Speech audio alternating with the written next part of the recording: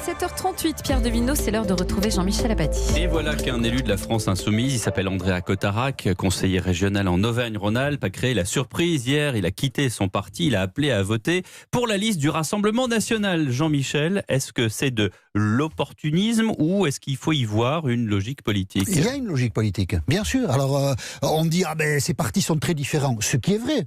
La France Insoumise et le Rassemblement National n'ont pas la même histoire, n'ont pas les mêmes valeurs. La question de l'immigration les sépare, c'est une évidence. Mais ils ont aussi des points communs. Et ce sont ces points communs qu'il faut explorer ce matin pour comprendre comment un ami de Jean-Luc Mélenchon va voter pour un ami de Marine Le Pen. Depuis 10 ans, Jean-Luc Mélenchon a nationalisé son discours économique et social. C'est une réflexion, une évolution personnelle sincère de Jean-Luc Mélenchon qui l'amène aujourd'hui à dire que l'Union européenne, c'est le cheval de Troie du libéralisme. Jean-Luc Mélenchon, au fil du temps, est devenu souverainiste comme l'est Marine Le Pen. Le 21 mars 2017, à un mois du premier tour de l'élection présidentielle, Jean-Luc Mélenchon est l'invité d'une émission de TF1 sur laquelle il présente son programme présidentiel. Et à la fin de sa présentation, il en synthétise l'esprit avec cette phrase que je vais citer. C'est Jean-Luc Mélenchon qui parle. « Mon programme est de rendre la France aux Français en la libérant de l'oligarchie. » Rendre la France aux Français, c'est une expression estampillée Jean-Marie Le Pen. Et c'est consciemment, librement ce soir-là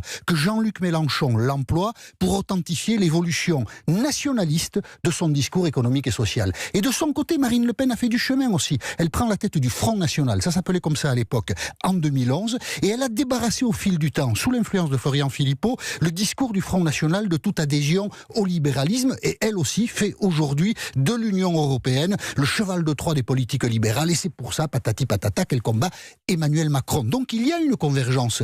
Et Andrea Cotarac, que la France Insoumise accuse de traître aujourd'hui, ce qui l'authentifie, c'est cette ressemblance. On peut voter pour le Front National, pour le Rassemblement National, quand on est membre de la France Insoumise. Le calcul tactique de Cotarac n'est pas idiot. Il dit, le plus important, c'est de faire échec à la politique d'Emmanuel Macron. Et il ne sert à rien, dit-il, lui, c'est lui qui le dit, c'est pas nous, de voter pour la France Insoumise parce qu'elle est dans les choux, la France Insoumise. Donc pour éviter que la liste de la République En Marche soit en tête, il vaut mieux voter tout de suite pour la liste de Jordan Bardella. Et ce soir, il devrait être en meeting avec Marine Le Pen. Alors Jean-Luc Mélenchon crie au complot, il crie, je le cite, au coup monté. C'est tellement plus facile de penser que c'est toujours la faute des autres quand un incident vous arrive. Après l'élection européenne, sans doute Jean-Luc Mélenchon, qui est un homme intelligent, aura matière à réflexion sur les raisons pour lesquelles un de ses amis vote pour un ami de Marine Le Pen. Merci Jean-Michel Apathy.